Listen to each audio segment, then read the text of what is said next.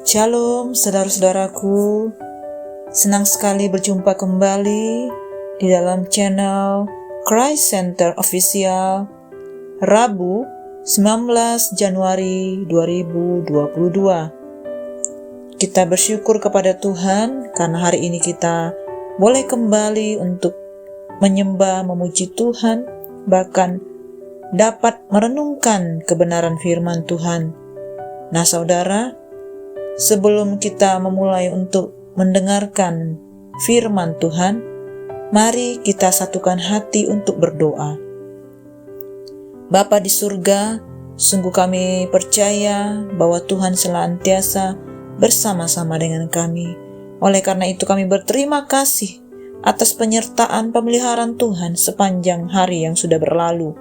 Dan pada saat ini kami mau memulai seluruh aktivitas kami. Dan sebelumnya kami rindu bersekutu dengan Tuhan. Kami rindu untuk mendengarkan kebenaran firman-Mu. Ajar kami ya Tuhan, ajar kami Roh Kudus, sehingga kami memiliki hati yang taat, hati yang berpengertian, hati yang sungguh-sungguh merindukan firman Tuhan. Terima kasih Bapa, Roh Kudus, kami bersyukur karena aktif di dalam kami untuk mengajar, untuk menuntun, menghibur kami, bahkan menguatkan kami di dalam segala kelemahan kami. Terima kasih Tuhan, kami percaya setiap kami dimanapun saat ini kami mendengarkan firman-Mu, kami terus dikuatkan, kami dibangkitkan, bahkan kami semakin rindu akan hadirat Tuhan. Terima kasih Bapa, hanya di dalam nama Tuhan Yesus kami berdoa. Amin. Nah saudara, judul firman Tuhan hari ini adalah Manusia Allah, yang tertulis di dalam 1 Timotius 6 ayat 11 sampai 21. Mari bersama-sama membuka Alkitab kita. Kita akan membaca ayat demi ayat. Pesan penutup. Tetapi engkau, hai manusia Allah, jauhilah semuanya itu. Kejarlah keadilan, ibadah, kesetiaan, kasih, kesabaran, dan kelembutan. Bertandinglah dalam pertandingan iman yang benar, dan rebutlah hidup yang kekal. Untuk itulah engkau telah dipanggil, dan telah engkau ikrarkan ikrar yang benar di depan banyak saksi, di hadapan Allah yang memberikan hidup kepada segala sesuatu, dan di hadapan Kristus Yesus yang telah mengikrarkan ikrar yang benar itu juga di muka Pontius Pilatus. Kuserukan kepadamu, turutilah perintah ini dengan tidak bercacat dan tidak bercela, hingga pada saat Tuhan kita Yesus Kristus menyatakan dirinya, yaitu saat yang akan ditentukan oleh penguasa yang satu-satunya dan yang penuh bahagia, Raja di atas segala raja dan Tuan di atas segala tuan. Dialah satu-satunya yang tidak takluk kepada maut, bersemayam dalam terang yang tak terhampiri. Seorang pun tak pernah melihat Dia, dan memang manusia tidak dapat melihat Dia. Baginyalah hormat dan kuasa yang kekal. Amin. Peringatkanlah kepada orang-orang kaya di dunia ini, agar mereka jangan tinggi hati dan jangan berharap pada sesuatu yang tak tentu seperti kekayaan, melainkan pada Allah yang dalam kekayaannya memberikan kepada kita segala sesuatu untuk dinikmati. Peringatkanlah agar mereka itu berbuat baik, menjadi kaya dalam kebajikan, suka memberi dan membagi, dan dengan demikian mengumpulkan suatu harta sebagai dasar yang baik bagi dirinya di waktu yang akan datang untuk mencapai hidup yang sebenarnya. Hai Timotius, peliharalah apa yang telah dipercayakan kepadamu. Hindarilah omongan yang kosong dan yang tidak suci, dan pertentangan-pertentangan yang berasal dari apa yang disebut pengetahuan. Karena ada beberapa orang yang mengajarkannya, dengan demikian telah menyimpang dari iman. Kasih karunia menyertai kamu. Avengers Endgame adalah salah satu film superhero terlaris dengan jumlah penonton terbanyak di dunia untuk minggu perdana di awal tahun 2019. Film superhero memang menarik hati banyak orang.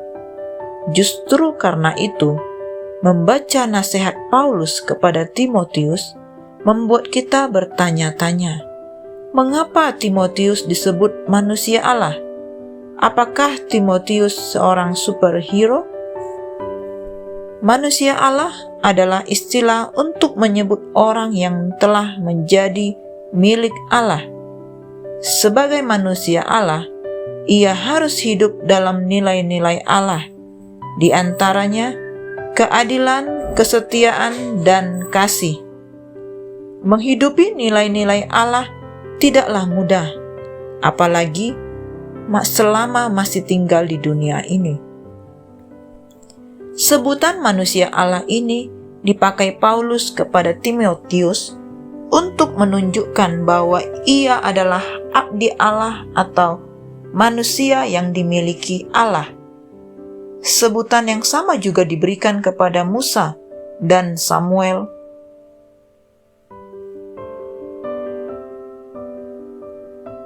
Sebagai manusia Allah atau hamba Allah, Timotius diingatkan oleh Paulus akan beberapa hal penting, yakni yang pertama, agar Timotius mengejar karakter-karakter ilahi dan menjauhi hal-hal yang fana. Yang kedua, agar Timotius mentaati perintah Allah senantiasa. Yang ketiga, agar Timotius menjaga hidup sesuai dengan kebenaran. Dengan kata lain, Paulus menasihati Timotius untuk mengejar keteladanan rohani dalam menjalankan kepemimpinannya. Karena itu, seorang manusia Allah harus mengingat alasan Allah memanggilnya. Panggilan itu bukan untuk menunjukkan kehebatan atau kesaktiannya, melainkan untuk memperjuangkan iman dan memasuki hidup yang kekal. Di dalam panggilan inilah, ia berjanji kepada Allah Sang Pencipta dan Yesus Kristus Sang Juru Selamat. Ia harus berfokus kepada Yesus Kristus yang akan datang kembali sebagai penguasa, Raja, dan Tuan. Sebagai orang yang telah ditebus oleh Yesus, seorang manusia Allah harus mengingat bahwa kekayaan dunia bukanlah tujuan hidup manusia itu. Dan itulah sebabnya ia perlu memberi peringatan kepada orang-orang kaya yang menjadi anggota persekutuan agar berbuat baik dan berbagi. Dengan berharap hanya kepada Allah, mereka menemukan kekayaan sesungguhnya, yaitu hidup yang kekal. Orang percaya masa kini juga dapat disebut sebagai manusia Allah, seperti superhero yang hadir untuk membela yang lemah. Seorang manusia Allah hadir di tengah dunia untuk mengajarkan tentang iman kepada Allah dan membimbing saudara yang lemah. Kita hindari pertikaian yang sia-sia dan berjuang untuk menghadirkan kerajaan Allah dengan nilai-nilainya yang akan membawa umat manusia pada kekayaan sejati. Selama kedatangan Yesus sebagai penguasa belum terjadi, kita akan terus berjuang dan berpegang pada kebenaran Injil, sebab itulah panggilan kita. Ketika kita percaya bahwa Kristus kita adalah manusia Allah, dan bukan manusia duniawi. Kita milik Allah dan mengabdi kepada Allah, Sang Pemilik hidup kita. Oleh karena itu, sudah sepantasnya kita mengejar hal-hal yang rohani, bukan hal-hal yang duniawi. Mengejar karakter dan kekayaan rohani, bukan kekayaan duniawi. Demikianlah renungan firman Tuhan pada hari ini. Mari saudara-saudara yang terkasih dalam nama Tuhan Yesus, kita lebih lagi merenungkan kebenaran firman Tuhan dengan semakin rindu untuk membaca, menggali kebenaran firman Tuhan, bahkan melakukannya dalam kehidupan sehari-hari. Nah saudara, kita adalah manusianya Allah.